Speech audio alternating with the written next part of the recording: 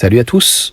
Aujourd'hui, donc, dans cette vidéo, on clôture, donc, après la présentation, l'essai, donc, du modèle 3. J'ai fait, donc, la vidéo pourquoi passer, donc, au nouveau modèle 3, la nouvelle modèle 3. Là, ça va être, donc, pour la fin, les défauts avant, après, entre ceux de 2019, 2021, et puis ce que les attentes en tout cas des clients qui n'ont pas été répondues pour différentes raisons, et donc on va prendre point par point.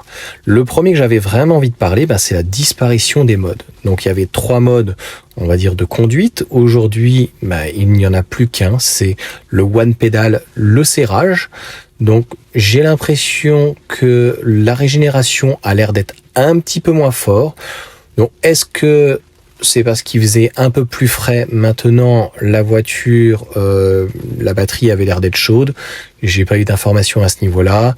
J'avais pas de trait, mais c'est du ressenti. Aujourd'hui, pareil, donc sur la modèle 3, il était annoncé, mais il n'y a pas de caméra avant. Donc c'est quand même embêtant parce que on n'a plus de radar et pas de caméra avant pour pouvoir au moins visualiser, parce qu'on sait très bien que Tesla Vision, ce n'est malheureusement pas parfait, et une caméra donc dans le pare-choc avant aurait pu aider à la manœuvre, surtout sur une modèle 3 qui est relativement basse. On a la suppression des commodos. On va voir à quel point c'est handicapant, notamment dans les ronds-points. Alors, certains viennent me dire que ça ne pose pas de problème. Moi, je tiens à le redire, c'est un élément de sécurité comme d'autres, comme les radars. Et c'est vrai que quand on paye un véhicule à un certain prix, je peux comprendre que la firme, qu'Elon Musk ou Tesla, veuille dire voilà, les caméras, la simulation de Tesla Vision vient interférer avec donc les radars. Ce sont 2 types de détection complètement différents, mais à un moment donné, ni l'un ni l'autre finalement ne fonctionne. L'un n'est pas en totalité installé et l'autre, il n'y a plus rien. Il y a toujours donc bien sûr l'absence d'un écran face conducteur. J'avais fait donc lors de la présentation, j'avais fait aussi une vidéo un peu polémique, c'est-à-dire qu'on vient mettre un écran à l'arrière, preuve que ce n'est pas qu'une question d'économie, donc a priori c'est pour plaire un marché. Moi je pense que c'est pour plaire, au même titre que les LED, ça permet de plaire au marché donc chinois, mais je pense que pour la sécurité, au même titre que les commodos, ça aurait été quand même bien d'avoir un écran face conducteur.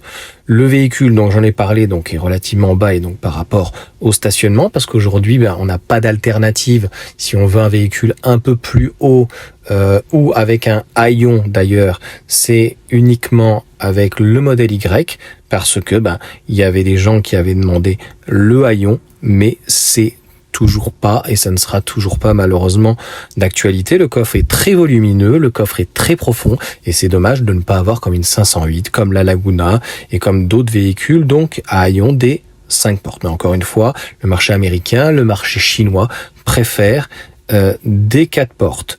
On a aussi l'amélioration, donc aucune amélioration sur les poignées, avoir des poignées qui soient électriques.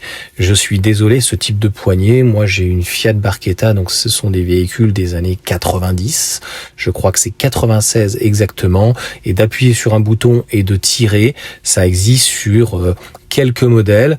Ça permet de faire des poignées effleurantes, mais il n'y a pas de poignée en tout cas électrique. Je trouve qu'aujourd'hui, pratiquement les meilleures, c'est sur la Mégane, à l'avant notamment. Elles sont vraiment très bien. Il y a aussi donc le coffre. Il y a beaucoup de personnes, moi ça ne me dérange pas, mais je relaye aussi l'information pour les autres, le coffre qui ne soit pas motorisé. Donc c'est vrai que le coffre à l'arrière maintenant a 2 vérins, c'est quand même mieux. Ça évite de solliciter que le seul vérin qu'il y a et que d'un côté, donc d'un basculement, mais à l'avant, peut-être que ça aurait été bien de rajouter, d'avoir la possibilité d'avoir un coffre qui soit motorisé. Et la dernière des choses, c'est, il y a certaines personnes qui me disent qu'ils n'ont pas ce souci-là. Moi, je suis obligé de désactiver les essuie-glaces. Alors, lors de mon essai, j'ai pas pu, il faudrait l'avoir le véhicule pendant plusieurs semaines, mais voir si les essuie-glaces fonctionnent correctement en mode auto. Je n'ai pas de problème sur les feux de route, ils détectent plutôt bien, mais je ne suis pas certain qu'il y ait eu des améliorations sur cette lentille. où les essuie-glaces sont un petit peu intempestifs. Donc, moi, en tout cas, c'est mon cas. On me dit il faut mieux nettoyer le pare-brise. C'est clairement du jamais vu. Ça fait depuis très longtemps que j'ai des voitures avec les détections de pluie. Ça fait pratiquement une vingtaine d'années quand même. J'espère en tout cas que la vidéo vous aura plu. C'était un court format et on a fini donc ces épisodes, ces différents épisodes donc sur la Tesla Model 3.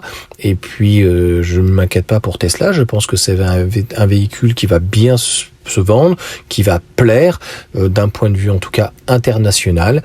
Et puis à bientôt pour de nouvelles aventures.